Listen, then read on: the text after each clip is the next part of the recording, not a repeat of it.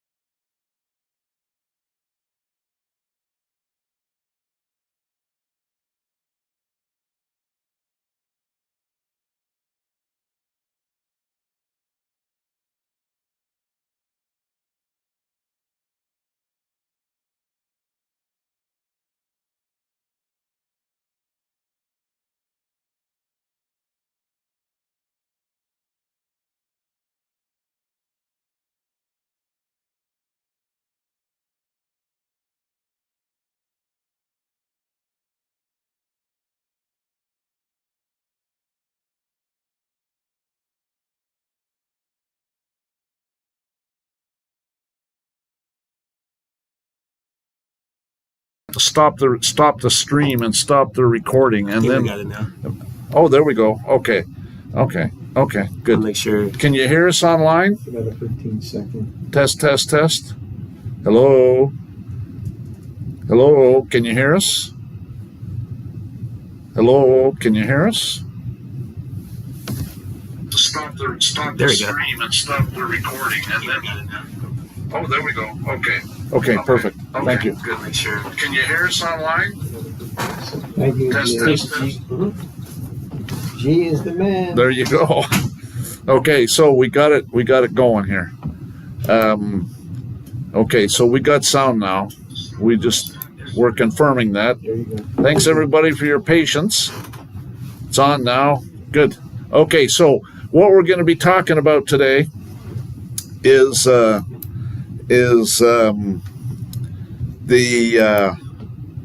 Declaration of Independence. Let's close some of this stuff down. Okay, so yeah, I should have. Yeah, OBS is where it was because now that I think about it, that was where we're supposed to see the sound. Anyways, okay, so we're talking about the Declaration of Independence and about citizen, where it was in the Declaration of Independence, and we were talking about how there's only one place the word citizen is in the Declaration of Independence, and it's right here. And it's kind of interesting because we were thinking that that was probably talking about the minor estate, because the high seas, captive on the high seas to bear arms, and so and then the excited domestic insurrections, that's a false flag operation, obviously. Anyways, okay, so we got that working. But yeah, we're thinking that that's the minor estate, constrained our fellow citizens taken captive on the high seas. High seas being, that's a clue that it's the minor estate, in my opinion. You see what I'm saying? Mm-hmm. To bear arms, because if you look in the Declaration of Independence,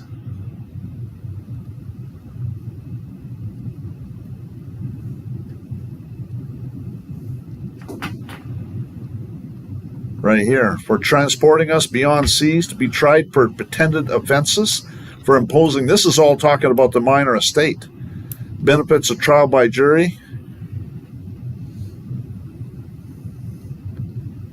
And the definition of transportation is taking someone to a penal colony. That's right. Yeah, transportation is unknown to the common law. Beyond seas. So again, that's talking about the minor estate.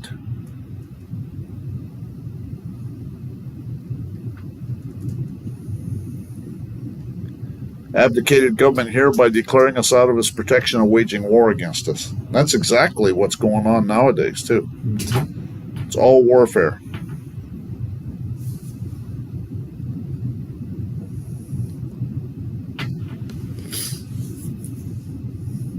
Anyways, so is that all we want to talk about the Declaration of Independence? Well, the fact that the Commander-in-Chief has brought the original Declaration of Independence into the Oval Office. Yeah, right. It on the wall today. Yeah, isn't that interesting, eh? Yeah, Trump has the original one.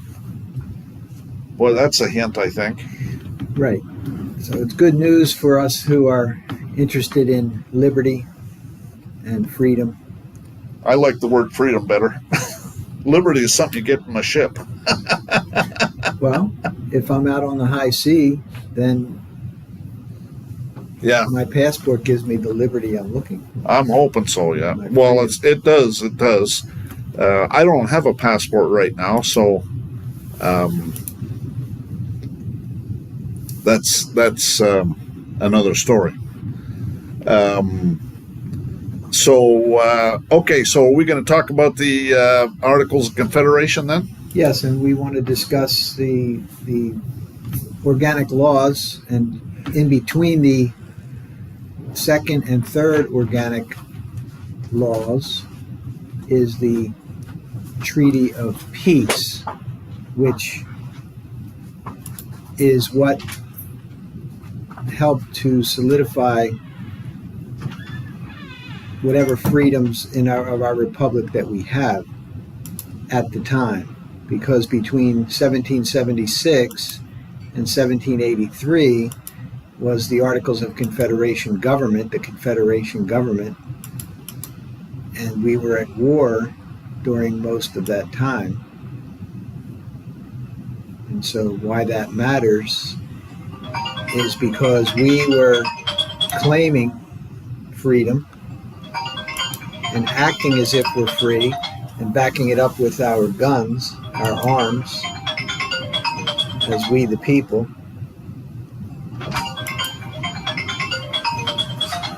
Why is that?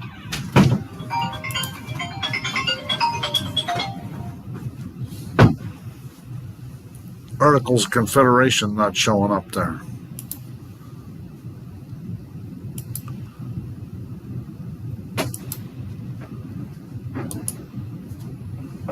Let's do this.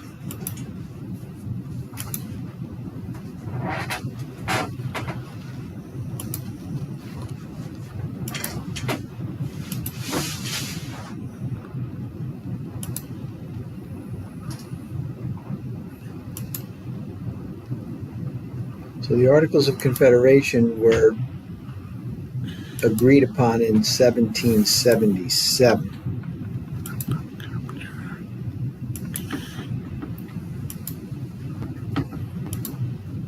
And one thing that I found very interesting as we go through this is the style of the various words. You'll notice citizen is, and with a capital C, there are 0 occurrences in the articles. Right.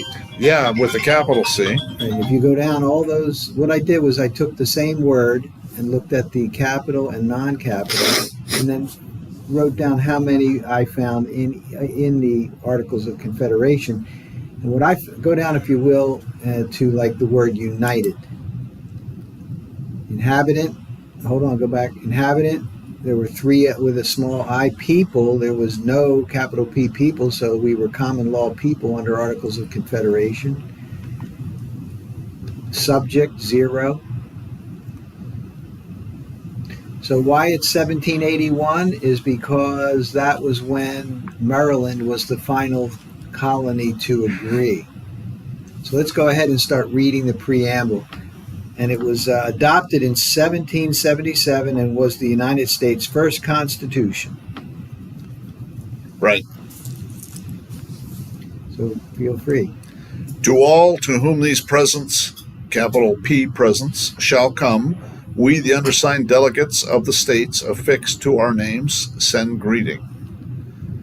Whereas the delegates of the United States of America in Congress assembled did on the 15th day of November in the year of our Lord 1777, and in the second year of the independence of America, agree to certain articles of confederation and perpetual union between the states of New Hampshire, Massachusetts Bay, Rhode Island, and Providence Plantations, Connecticut, New York, New Jersey, Pennsylvania, Delaware, Maryland, Virginia, North Carolina, South Carolina, and Georgia in the following words. Interesting, South Carolina and Georgia were together. And that's actually, the Carolina Charter was different. And the Carolina Charter went from coast to coast, which is kind of interesting. The Articles of Confederation and Perpetual Union between the states of New Hampshire, Massachusetts Bay, Rhode Island, and Providence Plantations, Connecticut, New York, New Jersey, Pennsylvania, Delaware, Maryland, Virginia, North Carolina, South Carolina, and Georgia. Oh, no, okay, so they're saying South Carolina, two separate states. They're not together. Right, that's what Yeah, I get it. yeah. I get it. 13 articles. Article 1. It's interesting, there's 13 articles. And you can also notice there's a period. I noticed periods mean a lot in documents. So what exactly does a period mean? I mean, other than the end of a sentence. Well, it's a separate article. Separate. I see what you're saying. It's a separate thought. Separate. Separate thought. Separate And statement. One jumps to interestingly enough, when you go to the Declaration of the Constitution of the United States, they have a lot of periods in there that I wouldn't think would be there. So when we get to that, we'll notice that. Yeah, okay. So, Yeah, that's interesting. So what I found interesting is this is the only document that has the capital T, the United States of America, in it, with a capital T. Right. Yeah. So the United States of America describes this confederacy. So what is a confederacy? Why were the 13 colonies a confederacy? Well, and some people say that the Constitution was that the founding fathers, when they were having that constitutional convention for the Constitution, that they were actually involved in sedition, and they had to be secret and all that stuff. But it actually suggests that the Articles of Confederation are still in full force and effect. And okay, here's the definition of confederate government. Okay. So the style of this confederacy, so it's basically a government, right, of those states. It says under AI, a confederate government or confederation is a system where independent states or nations unite for a common purpose. Independent states or nations unite for a common purpose but retain significant autonomy, with the central authority having limited power compared to the member states. And that's what made America so great, was that even with later, when the Constitution was agreed upon to govern the governments, not the people, more so than the people.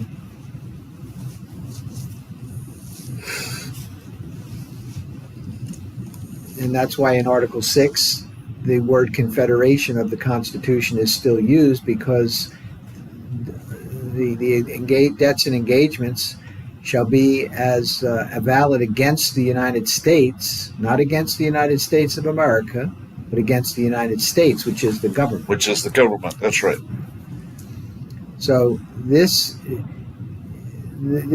Article 6, Clause 1 is my favorite clause because it reverts to this here as the Articles of Confederation, where the style of this confederacy shall be the United States of America. So the Confederacy still exists in my mind. Yeah, I think it does too. Right. But Well, even you see, like in the Federal Reserve notes, it has the United States of America, the United States of America, written across every Federal Reserve note. Right. However, I continue to push back a little on that. It's all block capital letters. I understand. Yes, because it's not related to the Confederacy. It's actually an independent treasury. It's fake money. It's a private business. So no, I can't. Yeah, I don't know why they did that, but why is it there? Because it's to confuse us. Maybe.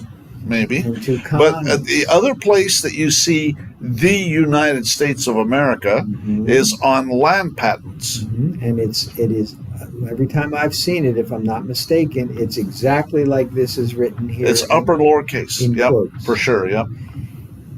And I noticed the period at the end of the phrase. Right.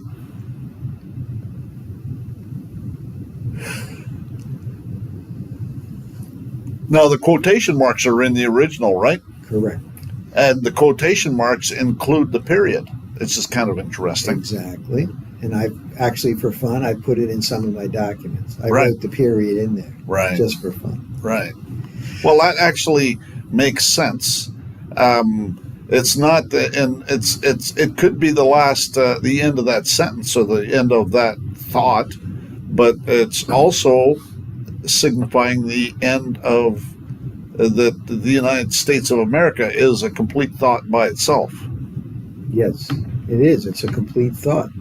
And it's this confederacy and the style. So when it's written or referred to, it's the United States of America. When I remember I was reared in Philadelphia, born on Philadelphia County, and my civics teachers would blast us whenever we would say the United States of America. They would blast us. Really? Screaming at the top of their lungs. I remember this one Jewish teacher, woman. She would scream at us. It's not the United States of America. It's the United States of America. I remember, it was, I'm still... Making a big issue of that, just the or the. And the Jews were part of the founding of America. Yeah, I have a friend, he comes from the Rosenbaum line. So what's cool about the United States of America, and again, the word states there is proper is the way we term it, right? Now, if you go back to the Declaration of Independence, let's look at the opening lines. Of the Declaration of Independence? Correct. Okay. And just to kind of explain the importance, just the first, probably the first line, actually.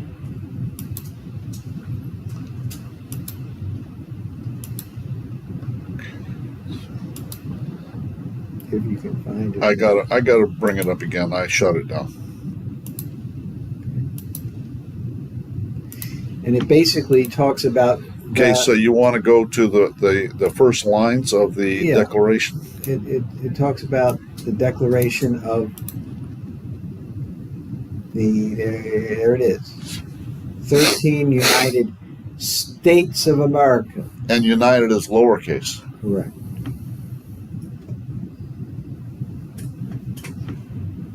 And so it had not been named the United States of America at this time. Right. They were the States of America.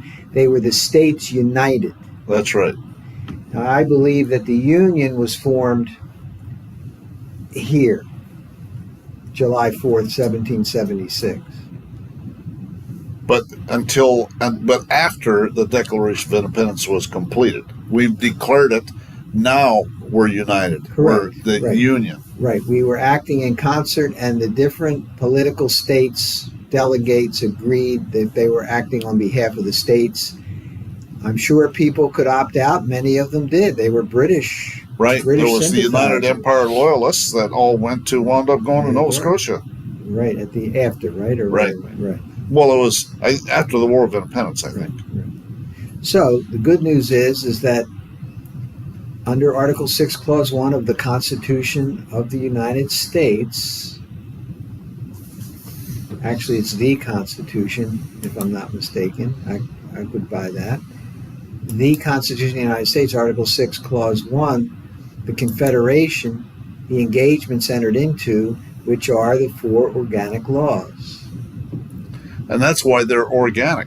They're the most powerful thing. Now, typically, I would think an organic law is one law, but in order to create this nation, we needed the 4 pillars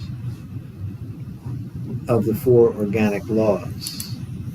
And they are notated in the House.gov website as front matter before we get into any code of the United States, any laws of the United States, any regulations of the United States, which is the government.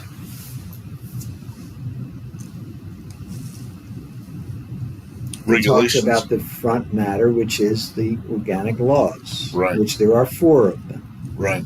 And the treaty is not part of that. The Treaty of Peace, 1783. No, it's not. No, that's right.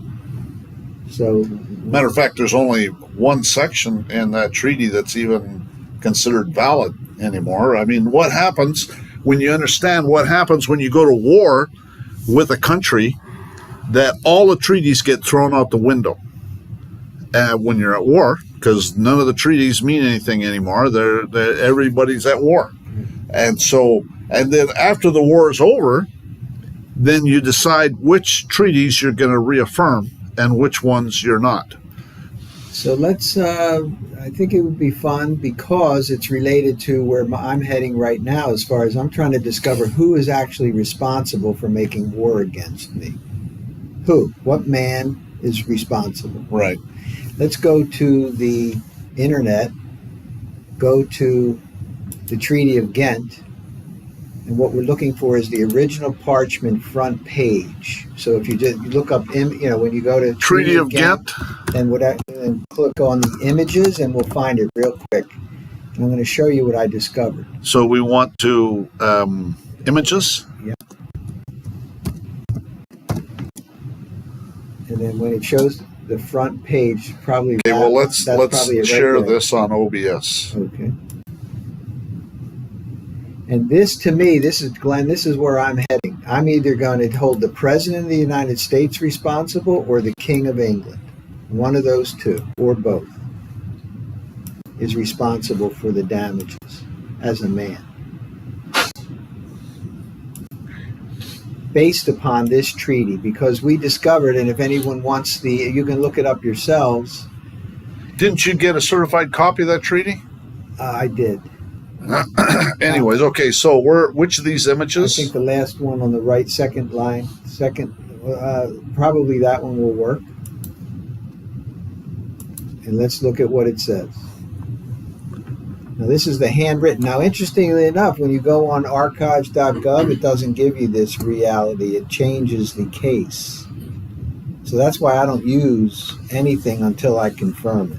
Right. The United States of America. And that's the only other place, other than you're right, with the alloidal titles, right? The land patents. Right. So let's look at this. Now, we know that of all the 9 articles, I think there were 9 articles of the original Treaty of Peace, only Article 1 is currently true and valid. Okay? And then when we went to war in 1812, that treaty became invalid until such time as this treaty was agreed upon after Washington was sacked. Washington, D.C. was sacked. So my question again is, who is responsible to me? Because everyone likes to point the finger at everyone else in government. Right. It's the executive branch. Oh, no, it's the judicial branch. There's a big round robin. Right, So the buck has to stop. So where does the buck stop? Truman said it stops at him. Does it? Who who is in charge of the gold fringe flag law enforcement officers? At the end of the day, who's the commander-in-chief? And if it's That's the president. okay, so then who's violating this treaty if it's in maritime? Is it the president or is it the British because of the maritime banker Vatican connection? Because the territorial government, some claim, and I happen to think it's probably true, the current territorial government is and perhaps has always been subcontracted out to the British under the chains of the Constitution. Then the municipal government of D.C. is under the Vatican, which is the maritime. And today, those two countries are under the Hague Convention and the Geneva Convention. Well, you're familiar with the Norman Dodd testimony, aren't you? Yes. And he said that these bankers, they were trying to take over the State Department, and they were trying to get control of the educational system, and they were getting their orders from the White House. Which means what? Which means that that's where buck stops there. Okay. So the question becomes, this was post Abraham Lincoln, correct? Yeah, this was like in the early 1900s. Okay. So that leads me to this. According to the Treaty of Ghent, which is the last treaty in place with the British, there's only one other treaty with the British other than the Treaty of Peace, with Article 1 being the only one valid.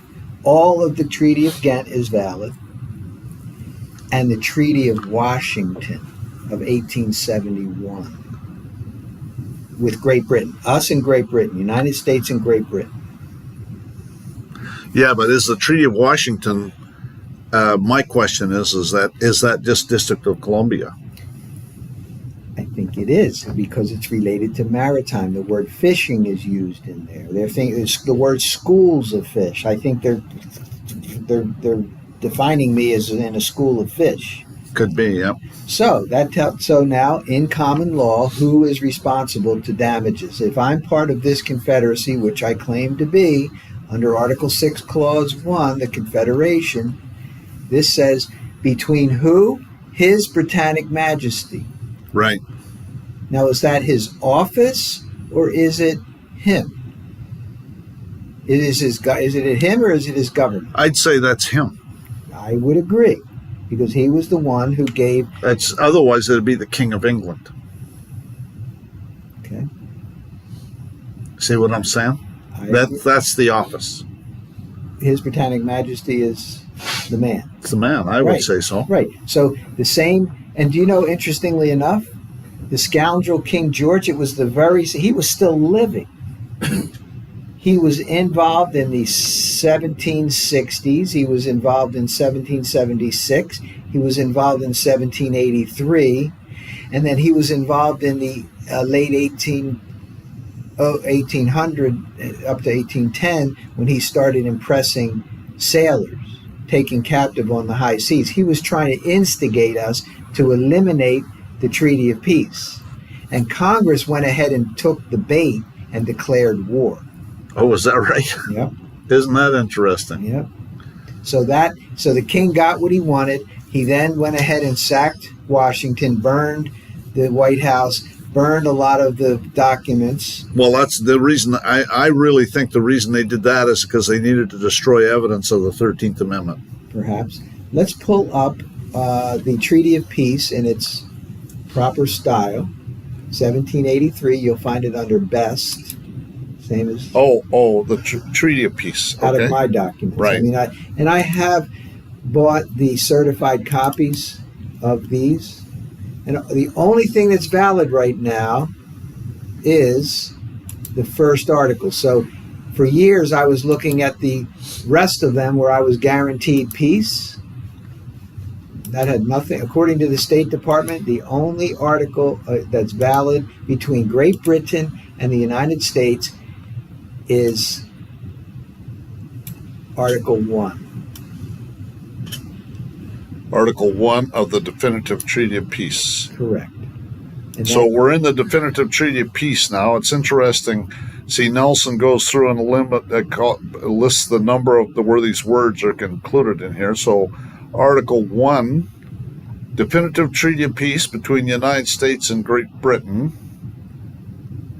it just talks about the This is some history. preamble stuff, yeah. You'll get to it. There we go, right here. Okay, so this is not Article 1, but this is what, The preamble. and we're still under this as far as the State Department in Great Britain. So when I bring my claim of damages, it's going to be against, I think, against both the President and against the King of England, based upon this definitive Treaty of Peace and then the Treaty of Ghent. So I just want to go to Article 1 just for, It's interesting. Let's cover a couple things in here, though. He says King of Great Britain, France, and Ireland. And then here, Arch-Treasurer and Prince-Elector of the Holy Roman Empire, and etc., and of the United States of America. And that's in all block capital letters. You know, so it says he's the king of France too. Yeah, right. But at the time, it was Louis the 14th, I think, was the King of France, wasn't he? Either that or the 16th, yes, one of them. And so it makes you wonder if Louis the 14th or the Louis that was just following orders. I don't think he was, but I could be wrong because they were, unless they were playing good cop, bad cop. This is September 3rd, 1783, and the French Revolution happened in 1790s. So, and Louis the 16th is the one that got beheaded.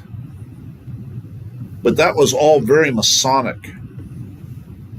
That was all very Masonic, the guillotines and all that stuff. That was all very Masonic.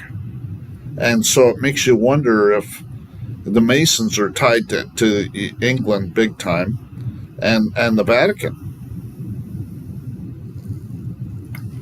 Yeah, it's really, there's a lot of dark. I worked for Bombardier in Toronto, and there's a Bombardier group of companies. There was one of them called Short Brothers out of Northern Ireland, and so I got to know these guys from Northern Ireland, and they could tell by your last name whether you were Catholic or not, Just kind of interesting. And so there was one of the guys there that his last name was, he was McGuinness, And I heard the other guys talking and said, oh yeah, he's Catholic.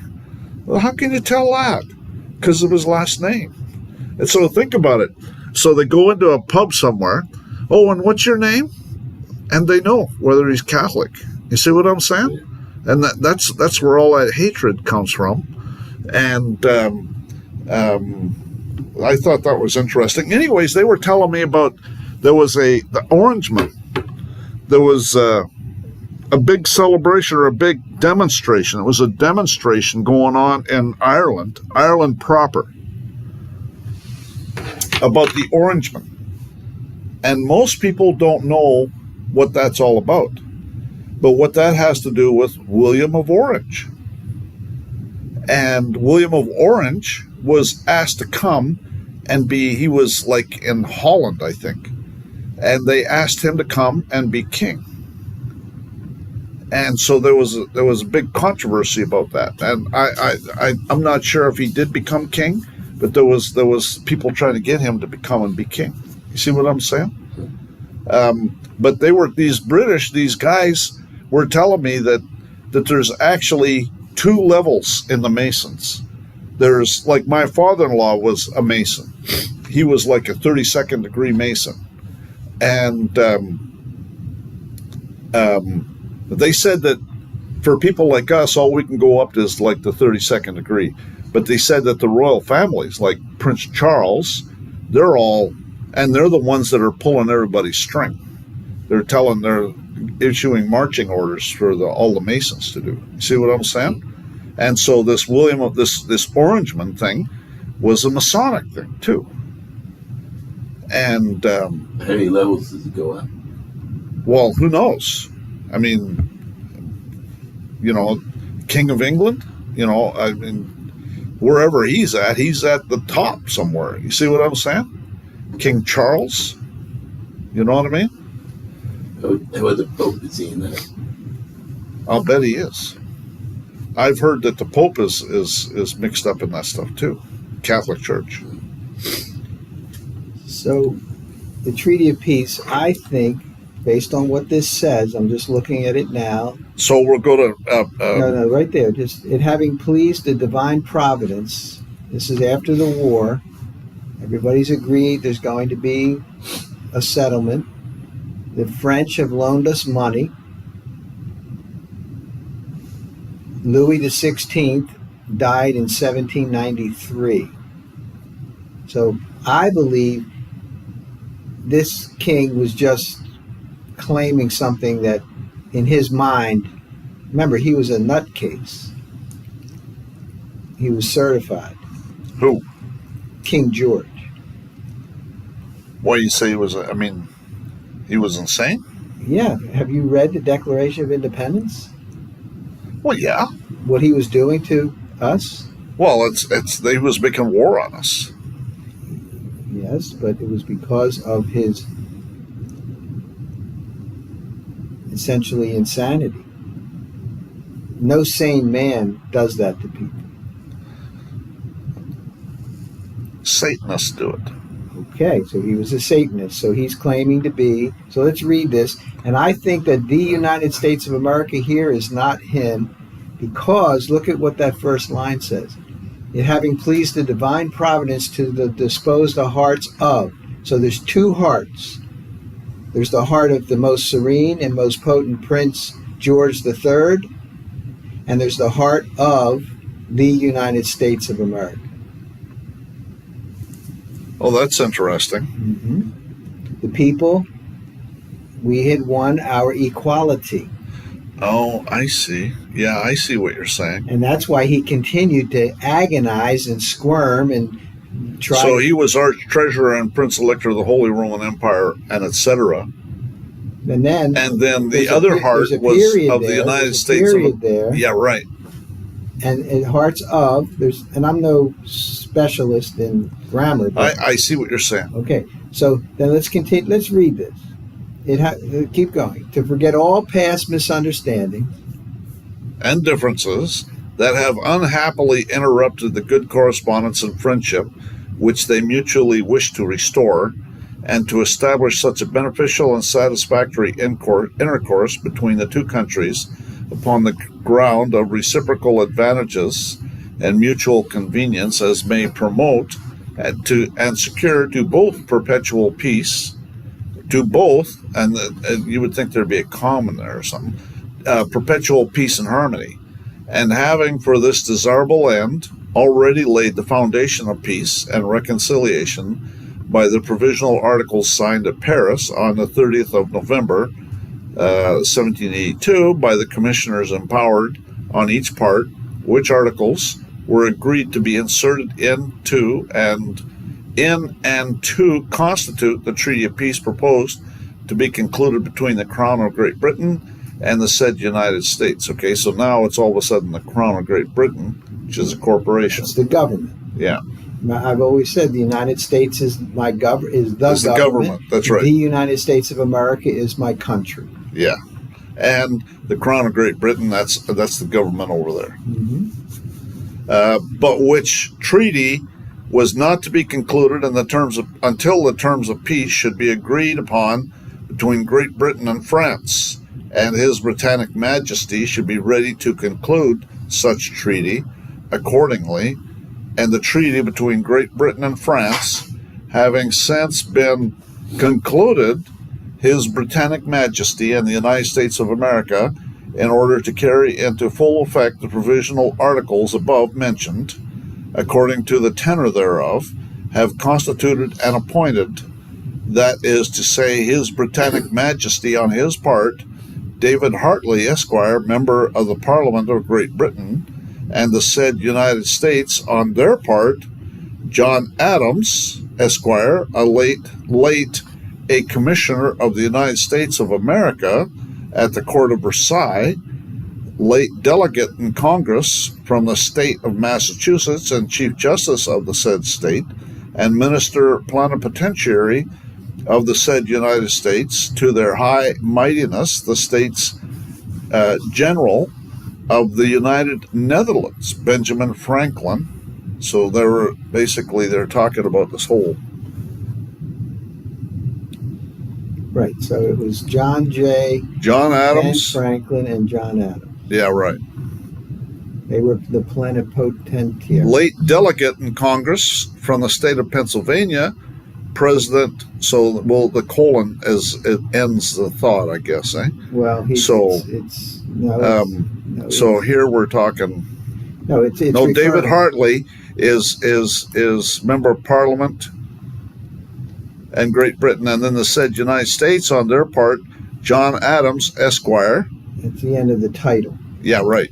And then it tells you who that. Late a commissioner of the United States of America at the Court of Versailles, delegate in Congress from the state of Massachusetts, and Chief Justice of said state, and minister plenipotentiary of the said United States of their high mightiest States General of the United Netherlands. So he was a ambassador to Netherlands. Correct. Benjamin Franklin, Esquire, late delegate in Congress from the state of Pennsylvania, president of the convention of the said state, and minister plenipotentiary from the United States of America at the Court of Versailles. So for France. Does Esquire mean they're lawyers? Yes. Why do they put their names in all caps? Because it's it's probably talking about the minor estate. It's the title. I'm guessing. It's the title. It's the title. Right.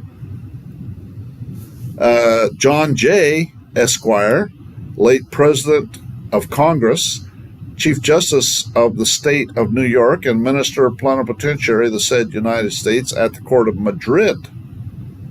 So that's in Spain. He's from the said United States, not of. Just interesting. The other one says of. Minister Plenipotentiary from the United States at the Court of Madrid.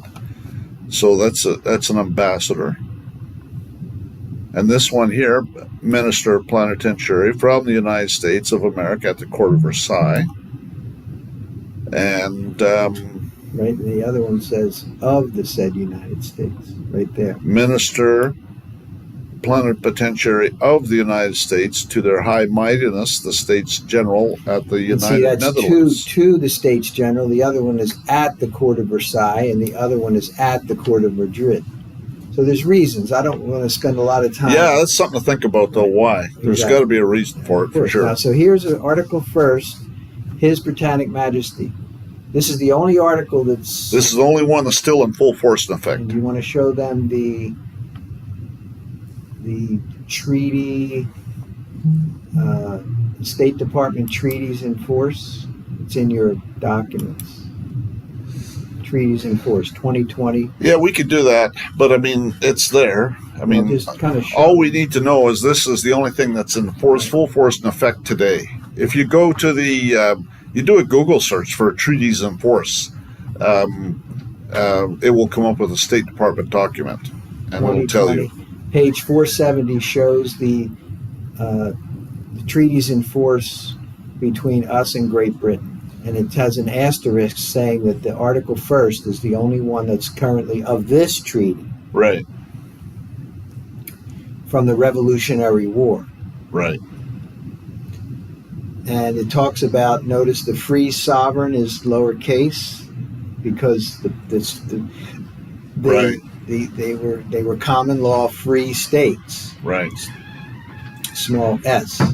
Okay, let's look at this now. And let's decipher what it means to relinquish all claims, because this still is true today according to Washington, D.C. Right. Let's read that whole thing. His Britannic Majesty acknowledges the said United States, viz. New Hampshire, Massachusetts Bay, Rhode Island, and Providence plantations. Massachusetts Bay, comma, Rhode Island and Providence plantations, comma, Connecticut, New York, New Jersey, Pennsylvania, Delaware, Maryland, Virginia, North Carolina, South Carolina, and Georgia to be free, sovereign, and independent states. And he treats with them. In other words, it's a treaty.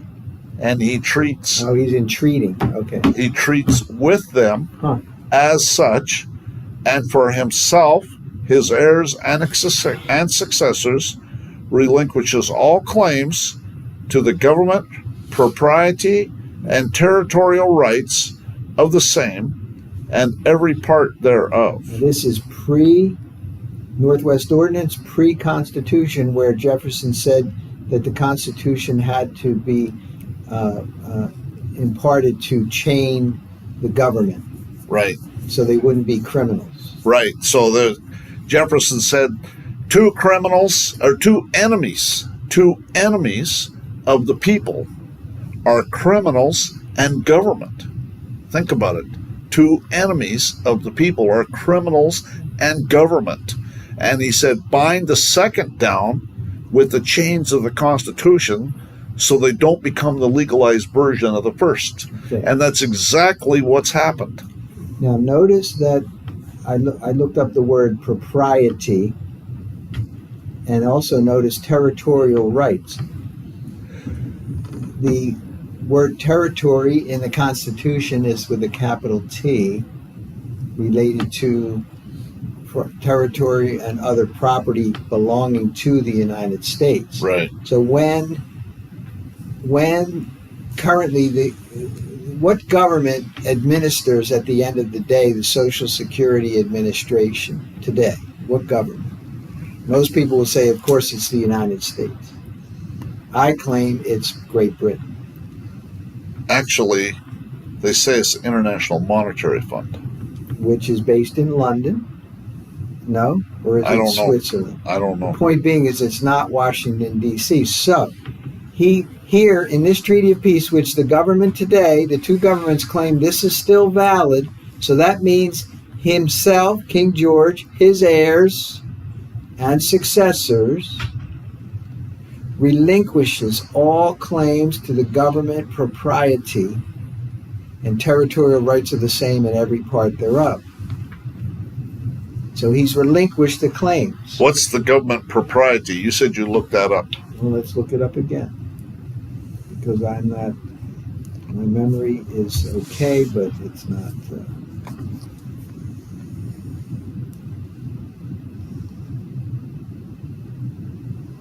The state or quality of conforming to conventionally accepted standards or behaviors and morals. The state or quality of conforming.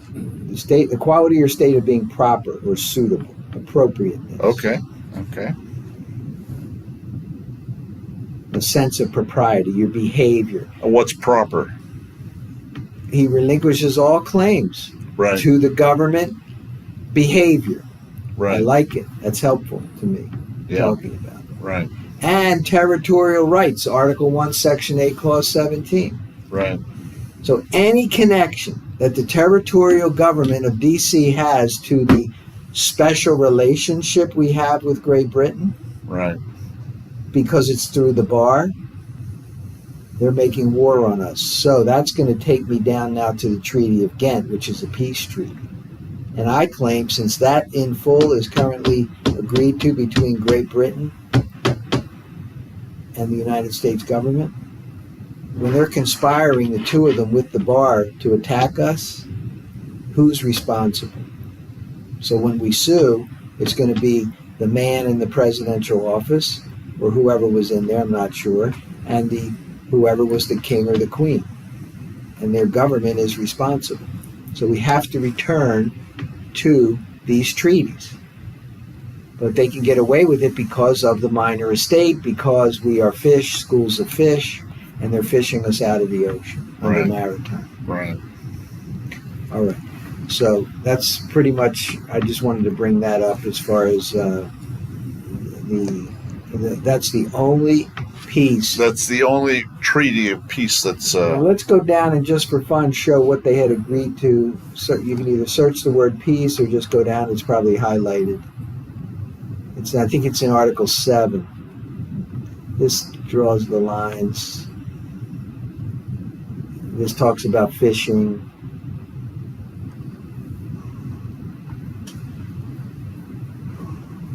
You said these other ones aren't valid anymore? Correct. How'd they get invalidated? Because when the war when you go to war, when we went to war in 1812, all the treaties go out the window. Right. So You're at war. So my question is, if they are they claiming I'm at war with them today? Is that why they feel they have the right to arrest me without cause? Well, they're at war with us. Right. So therefore, how do we hold them responsible? Who is responsible for holding them responsible? I think it has to do with the bankruptcy. That's Adam said there's two ways to conquer a nation. One is by war and the other is by debt. We're using both. Now let's look at this here. It says that there shall be a firm and perpetual peace. And that is out the window. Between His Britannic Majesty and the said states. Well, is it though? It says between the subject of one and the citizens of the other. And what we've done is we've become involved in what they view to be contracts where we're not citizens anymore. Okay, that's talking about, well, this is no longer valid, correct? Yeah, that's true. All right, so now let's jump to the best Treaty of Ghent in my work there. And we'll look up what kind of peace that, okay, remember, firm and perpetual peace. Right. So you want to go to the best Treaty of Ghent. Right there. There you go. And let's look at what the current King of Great Britain promises me, or us, we the people. Okay, let's...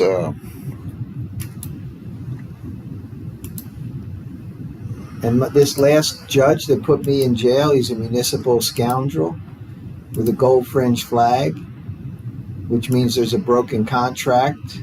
He had no right to have me arrested without a signed warrant, but he did anyway, and I refused to grant him jurisdiction, so he held me for 59 days, and I called him a treasonous judge while I was in the jail, and he sent me back to my cell because he didn't know what to do. And I claim that a municipal court may not, under any circumstances, force a living man to come into their court. And I've proven it by virtue of they had to let me go. They arrested me again, but I refused to agree to bail, and I refused to agree to show up in their court. And they essentially had to release me. And now they're committing crime after crime. So what I want you to do is look up what kind of peace. Remember the other one said firm and perpetual? Let's see how they changed it. Firm and perpetual. It was firm and perpetual. So okay. What did they do? So this is the Treaty of Ghent. What year is this? 1814. 1814, after the war, after the War of 1812. War of 1812, right? So you want me to start reading this? No, just scroll down to the peace that he promises. Hold on, go back. I think you went past it already. There it is. First thing he comes out of the gate: firm and perpetual. No, it says universal. No, I'm going back to the other one. Oh, okay. Which what it did say. Right. In Article 7. Right. Which is no longer so there's valid. not perpetual anymore. Exactly. He's telling us that was a bad word. Yeah. So what does Great Britain's king and their parliament promise me today? A firm and universal peace. Yeah. And now read that first line or two. Please. Between His Britannic Majesty and the United States, and between their respective countries, territories, cities, towns, and people of every degree, without exceptions of places or persons. All hostilities, both by sea and land, shall cease, and soon as this treaty shall have been ratified by both parties as hereinafter mentioned. All territory, places, and possessions whatsoever taken by either party from the other during the war, or which may be taken after the signing of this treaty. Okay, repeat that. Or which may be taken. Right. Okay. After the signing of this treaty, excepting only the islands hereinafter mentioned, shall be restored without delay and without causing any destruction or carrying away any of the artillery or other public property originally captured in the said forts or places, and which shall remain therein upon the exchange of the ratifications of this treaty, or any slaves or other private property, and all archives, records, deeds, and papers, either of the public nature or belonging to private persons, which in the course of the war may have fallen into the hands of the officers of either party, shall be, as far as may be practicable, forthwith restored and delivered to the proper authorities and persons to whom they respectively belong. So that's why the passport, I can demand, according to Charlie, and I agree with him, the minute a gold fringe flag officer of any kind violates my life, liberty, or property, I'm a prisoner of war and I can be demanded to be taken to my country. And what is my country? The United States of America. Correct. So that's basically going back to the common law. Which means they got to back off and leave you alone. That's why they do it. And that's why the whoever is stated in the violation of safe conduct. It says whoever shall do that. That's right. It's a man or a woman. It's not a thing or a person. Right. It's not their Sesticate trust damaging me. It's him. Right. And he's doing it under violation of this treaty. And that's where I'm heading with the whole state government of New Jersey. Why do they have the United States in here, not the United States of America? Because it's the government. Yep. Because then he continues on and says between their respective countries, territories, Cities, towns, and people of every degree. So they're basically saying all of the land we are going back to a firm and universal peace, which I claim is being violated. And when they shot you with the beanbags 9 times, this is what they violated, in my opinion. Did you have a passport at that time? Yeah, not on my body. They went and took my wallet. It would have been better if you had it and you could say, "Hey, here's my passport." Right. That would have been the white big flag. problem for them. Well, yeah, especially when you walked out of the house with it. But we don't know. That's why we're educating as many people as we can. And myself, I carry my passport almost everywhere I go for that reason now. Yeah. Because I didn't know the importance of it. I had no idea being on the land of America could be simultaneously being in a maritime jurisdiction, that I had to defeat their presumptions. So that's it. I wanted to just show you that that's where the first article, and notice there's a period there. Yep. So, all right. So let's go back to the Articles of Confederation. Okay.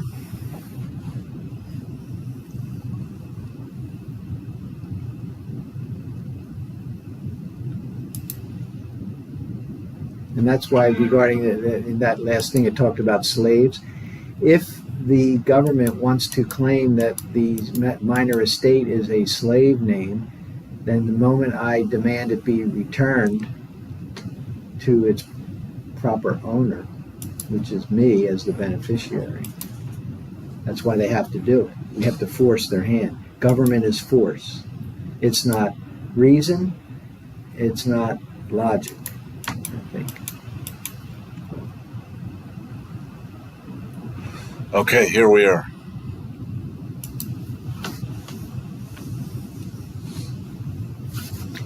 Okay, each state. Now notice the way that the word state is written. Right. That's why I'm born upon the land and soil of Pennsylvania State, which with a small s. Each state retains. Now remember, we talked about what was the definition of confederacy. I want to repeat it because it's important to understand, or confederation.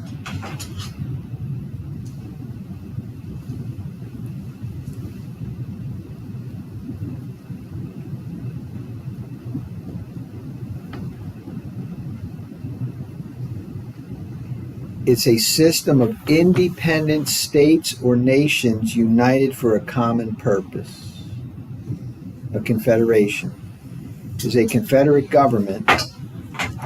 It's a system where independent states or nations unite for a common purpose but retain significant autonomy. The current John Birch Society is saying, make America states again. Make America states again. They want to return to states.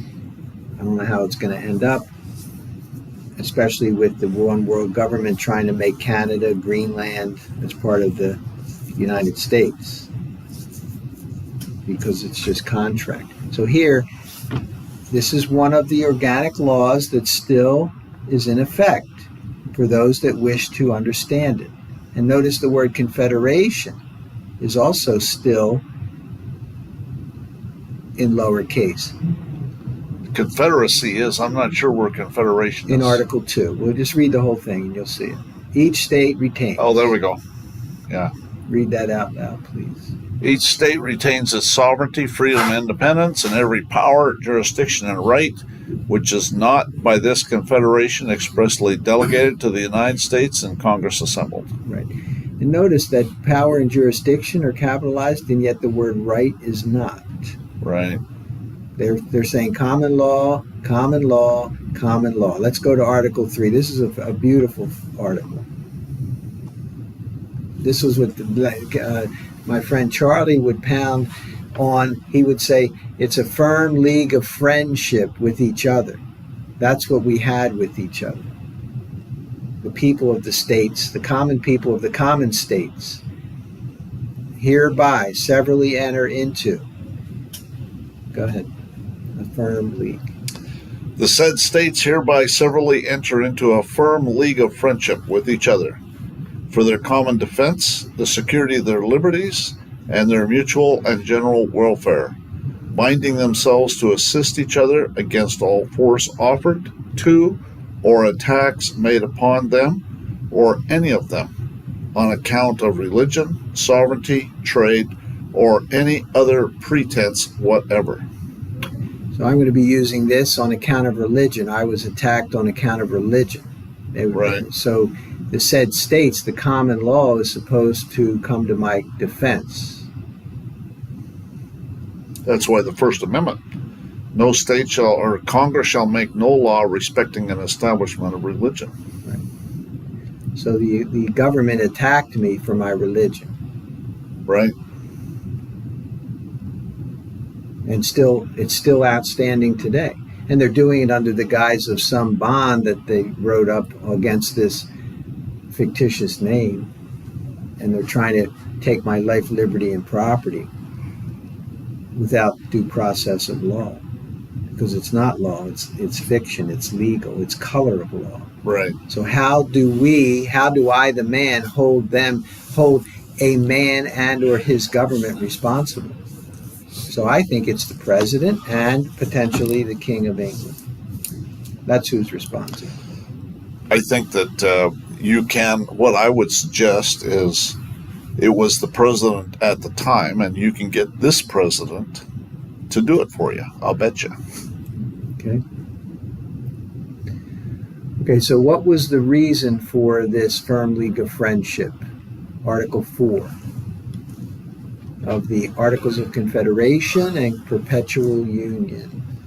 The better to secure and perpetuate mutual friendship and intercourse among the people of the different states in this union, the free inhabitants of each of these states, paupers, vagabonds, and fugitives from justice excepted, shall be entitled to all privileges and immunities of free citizens in the several states, and the people of each state shall have free ingress and regress to and from any other state, and shall enjoy therein all privileges of trade and commerce, subject to the same duties, impositions, and restrictions as the inhabitants thereof respectively, provided that such restrictions shall not extend so far as to prevent the removal of property imported into any state or any other state of which the owner is an inhabitant, provided also that no imposition, duties, or restrictions shall be laid by any state on the property of the United States or either of them,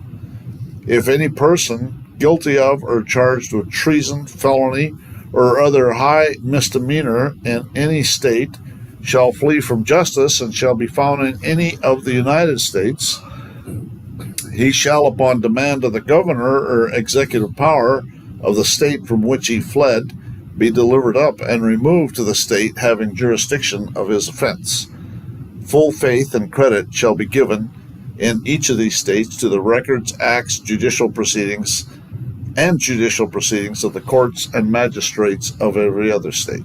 So what's interesting, one thing, to go back up there and talk about the freedom of travel between, what does it say? Free ingress, free? Yeah. Do you know that there are bridges between New Jersey and Pennsylvania that are free both ways? And do you know that when I was traveling back from D.C. one time, I was down south, came through D.C., and I'm like, I need to find the freeway back from Maryland across this river. And they had this toll where they wouldn't tell you there was a toll.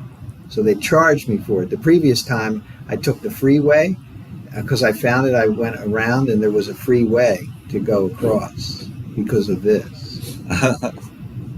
And then when I contacted the toll people, I said, this is a constitutional violation under Article 6, Clause 1. So, fix my credit card charge, which they did. Oh, Oh, yeah. But I claimed Article 6, Clause 1, and based upon this right here. right. The people, I'm a people of each state shall have, which goes to your point, Glenn, you don't have to pay tolls. This is why. Right. That's why they go for that license plate, which is a fiction. Yep. So, and again, here each state is lowercase. The word United States is lowercase. Free citizens is lowercase. And then, of course, when it goes into the Constitution, the word citizens is capitalized and the word states is capitalized. Why? Because the states, the government of each state agreed to put some of the governmental powers in the hands of this higher government. This, not that it had separation of power, it had separate powers. But they had delegated certain powers. Delegated, that's the word I was looking for. Delegated powers. And so they were very careful to say the states have enormous freedom, sovereignty, and there was another word earlier, right, I think, freedom and sovereignty. So when we fail to know what these organic laws say, then we fail to be able to defend against the warring faction of government. And Jefferson said we have to bind the government with the chains of the Constitution. Two enemies of the people, criminals and government. So he's saying that government is an enemy of the people. Right. And so if I wake up every morning realizing, and anyone who's in government is the enemy unless proven otherwise, we should be on high alert at all times for government making war upon us. And usually what we do is try to avoid them at all costs. So what I like to do now is I like to get in their face and cause them to have consternation and have to make decisions on how to deal with this. And what that does is kind of like when people have courage, other people get courage. Right.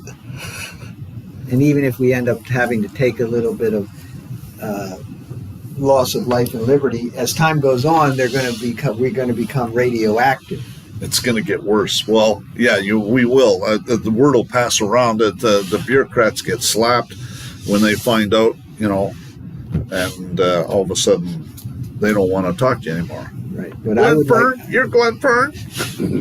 Now that's true. However, the problem is not all of us can be as adept as you are with the amount of energy it takes to create that sort of reputation. And so what do we do in the meantime? Yep. And that's kind of where, so we have about 10 minutes left or so? Yeah. All right. So we can keep going if you wish. Article 5. Yep. For the more convenient management of the general interests of the United States, delegates shall be annually appointed in such manner as the legislature of each state shall direct to meet in Congress on the first Monday in November in every year, with the power reserved to each state to recall its delegates, or recall, I guess, its delegates, or any of them, at any time within the year, and to send others in their stead for the remainder of the year. So they're supposed to meet starting in the first Monday of November, but the meeting could last for the whole year, I guess.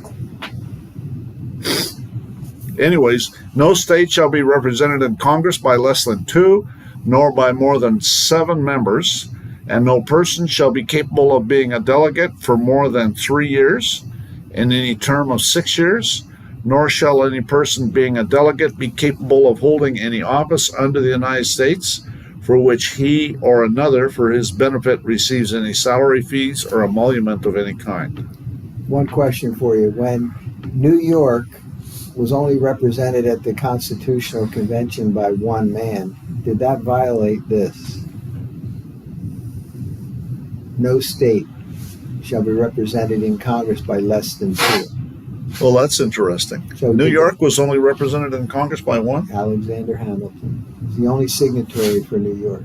Wow. Now, is that because that was part of the scam to continue to create confusion and plausible deniability to granting these upstart colonists the freedoms that they were believing to be the case? Well, Hamilton was well known to be someone who was a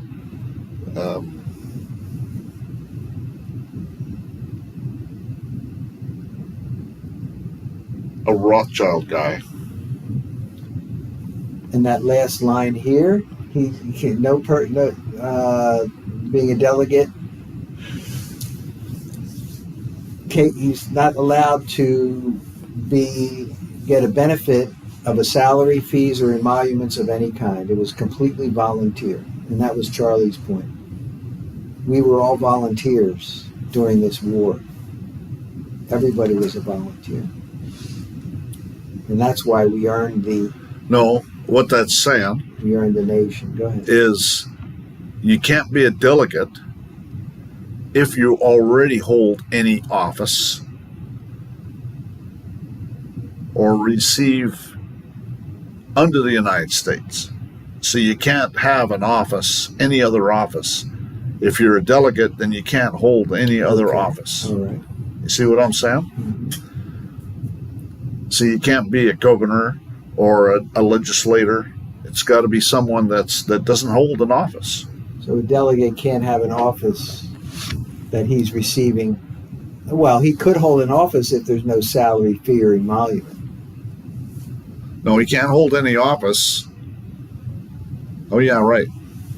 If he doesn't, but you don't hold an office unless you're receiving some sort of salary, fee, or emolument. I don't know of any office where you is a title itself an emolument in their word, in their term. Maybe. Okay, it's not critical, but just we can keep going. Right. Each state shall maintain its own delegates in a meeting of the states, and while they act as members of the committee of the states in determining questions in the United States in Congress assembled, each state shall have one vote. So the delegates have to basically vote unanimously, however they vote. Freedom of speech and debate in Congress shall not be impeached or questioned in any court or place out of Congress. That's why, you know, these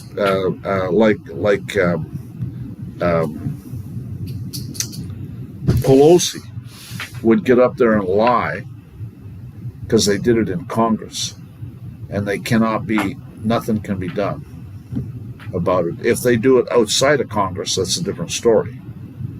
But if they're doing it in Congress, freedom of speech and debate in Congress shall not be impeached or questioned in any court or place out of Congress, and the members of Congress shall be protected in their persons from arrests and imprisonments during the time of their going to and from and attendance on Congress, except for treason, felony, or breach of the peace. So you know, going to and from, I mean, that can mean a whole bunch of things. You know, actually, I was stopped in Austin by a cop, and I give him my Republic of Texas diplomatic identification card, and the cop said, "Are you in the legislature?" And I said, I'm a senator in the Republic of Texas, not in the state of Texas." And he kind of breathed a sigh of relief, eh? He just gave me a warning anyways, but he definitely breathed a sigh of relief because he was concerned that he'd stopped someone in Congress. You see what I'm saying? And so yeah, I told him that I'm in the Republic of Texas, not the state of Texas. I told him, but I was going to a meeting. I was on the way to meet with another senator in the Republic of Texas, right? So I was going to a meeting. I was speeding. I was doing like 95 and a 65. I was on this road in Austin. It's one of the freeways in Austin. And I was, you know, and he pulled me over and he just gave me a warning. He said, "I'm just going to give you a warning today." Excellent. Yeah. So I thought that was interesting, eh? But yeah, I told him I'm a senator and I'm going to meet with another senator right now. Now, do the police commit a felony or a breach of the peace when they or treason or all of the above when they do what they do to us? Well,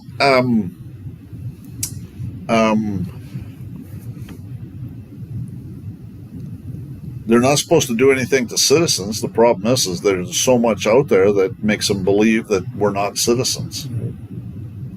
You know, you have that government plate on your car, which means you're a government employee. Well, it could be. It's obviously you're impersonating a citizen. Actually, of the United States. Actually, if we really were a citizen, then we could do all that stuff and they wouldn't be able to do anything about it anyways, and they would know because we have immunity. Because you can't get the king into a contract by which he gives up his sovereignty. Mm-hmm. So the contract is a fraud and a nullity. Right. And so the question becomes is when they beat us to a pulp without us knowing that, can we, like in the Bible where King David, a guy who had cut off Saul's head or did something, he was asked to kill Saul or whatever, somebody, and David said, "So you actually harmed one of the royalty," and David took the man's life. The guy thought he was going to get off because he had done what he was asked to do. Right. But the fact is you don't touch the royalty. That's right. And so if we are the royalty of this nation... The problem is, and this is why I filed this challenge to the constitutional challenge in this federal court case, is that Roman law is here. And Roman law is different. Superseded and replaced common law. And that's why I'm saying that this DC corporation is unconstitutional because it's by the Vatican. and Congress shall make no law respecting an establishment of religion. And their 1871 corporation brought Roman law into the land of America, and common law should be the rule of decision. What if people claim that Roman law has been here the whole time, starting with the Declaration of Independence? Well, to some extent it has, because they've had banknotes. Okay, banknotes are Roman law. Negotiable instrument law is Roman law, but they can't make it widespread and everywhere. And that's what they've done. It's everywhere. You see what I'm saying? It has to be some sort of a private agreement. If you're going to be, and then it's only insofar as that the banknote's concerned. You see what I'm saying? So you accept the banknote. The courts have ruled that banknotes are used by the common consent. You know, you have to agree to it. If you don't accept it, then you don't have to accept it. You see what I'm saying? So, but they can't just make it a blanket. You know what I mean? Yep. So that's good. So, all right, let's keep going to the next one. About 5 minutes left. Yeah. So this is why Adam Schiff and those congressmen can sit there and lie through their teeth in Congress. And if you notice, when they're saying that stuff, they're in Congress. You see what I'm saying? Most of the time. Sometimes they're not. You know, if they're not in Congress, you know, that's kind of a gray area, because he's still a member of Congress. You see what I'm saying? And so then except for treason, felony, or a breach of the peace. Now, if it turns out that they're giving aid and comfort to the communist Chinese to try and overthrow our government, well, that's a different story. Right, and so the felonies are being committed by but in my view, the entire government of New Jersey, in my case. I think that there's some evidence that might be going on. Right, so we just have to bring that forward. Okay, Article 6. No state without the United States and Congress Without assembled. the consent. Okay, I'll let you have that. Go ahead. Let me just look I want to look on YouTube and make sure that stuff is coming through. Yes. And it is. Good.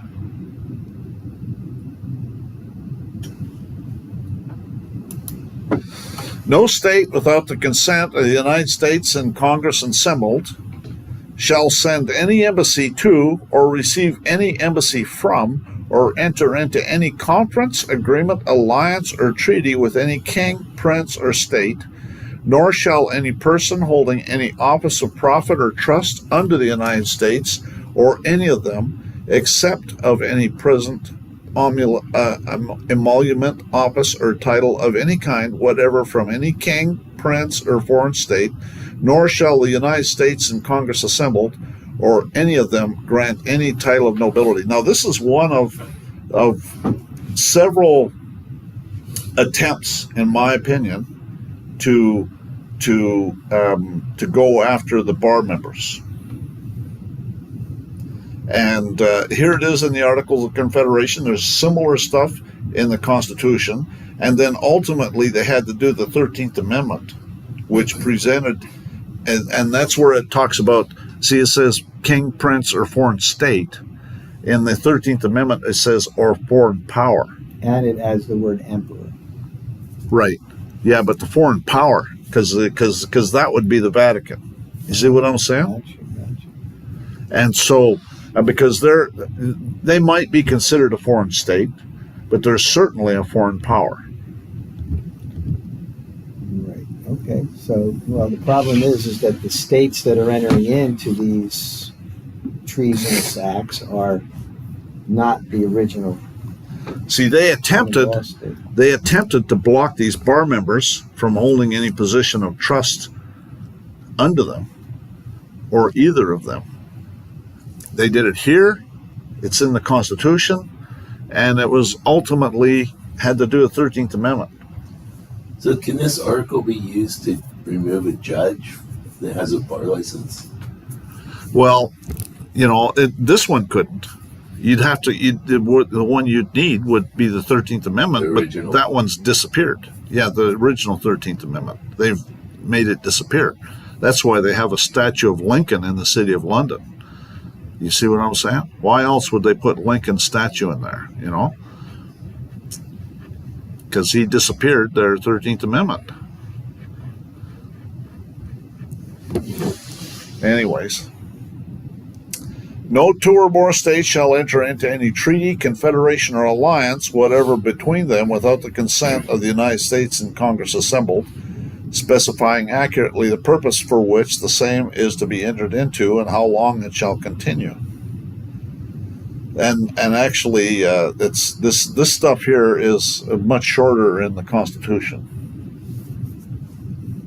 No state shall lay any imposts or duties which may interfere with any stipulations and treaties entered into by the United States and Congress assembled with any king, prince, or state in pursuance of any treaties already proposed by Congress to the courts of France and Spain. So it's interesting that it's just France and Spain. Right, and that's why I don't necessarily believe that the King of England, Great Britain,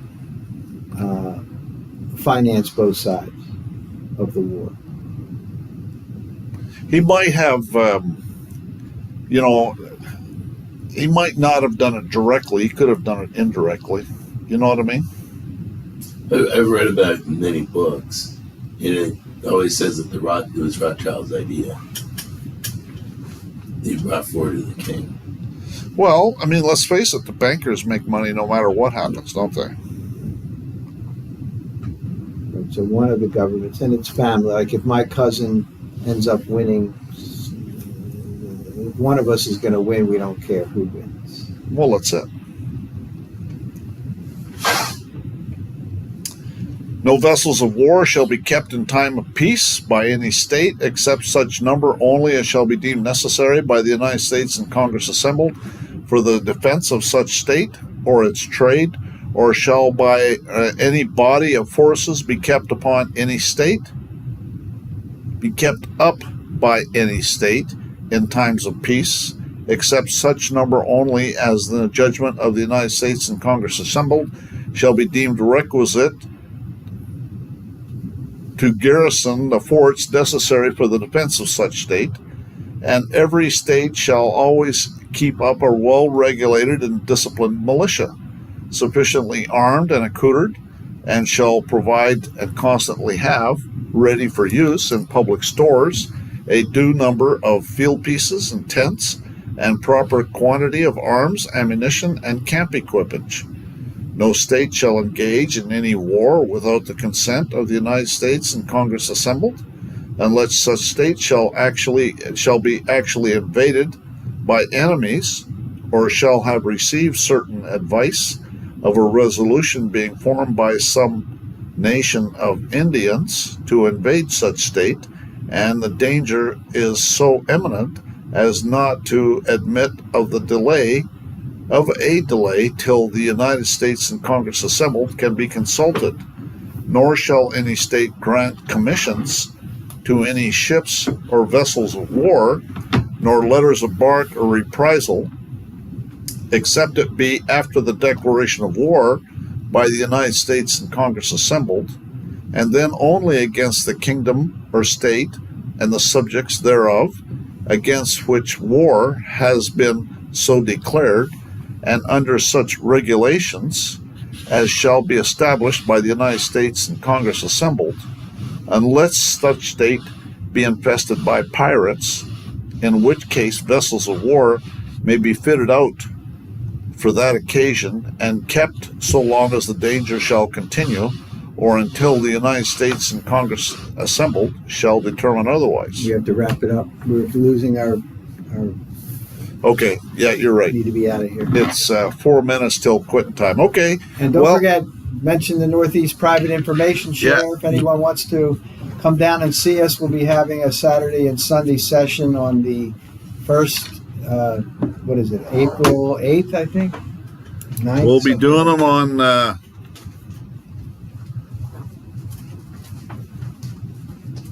5, 6 of April, I think. No. 11th. Oh, it's The 11th is the first. no 12th. 12th is Saturday. 12th. Saturday the 12th. Saturday the 12th, and the 13th, the 19th, and the 20th, and the 26th and the 27th of April. Glenn will be And at available. Ocean City, New Jersey. Glenn will be available for consultations in the middle of those weeks, correct? Sure, yeah, When you yeah. travel I'm and- available, yeah, for sure. Hope everyone. And Nelson will be there, and we'll be 2 blocks from the water. 2 blocks from the water. It's very, So, Ocean City, New affordable, Jersey. And you just make a donation to Glenn, and the lodging is free for the weekend. Yep. You just come, and the lodging is free. So, anyways, all right, we're gonna adjourn for today. We'll be doing this again next Wednesday, same time, same place, same channel. See you next week.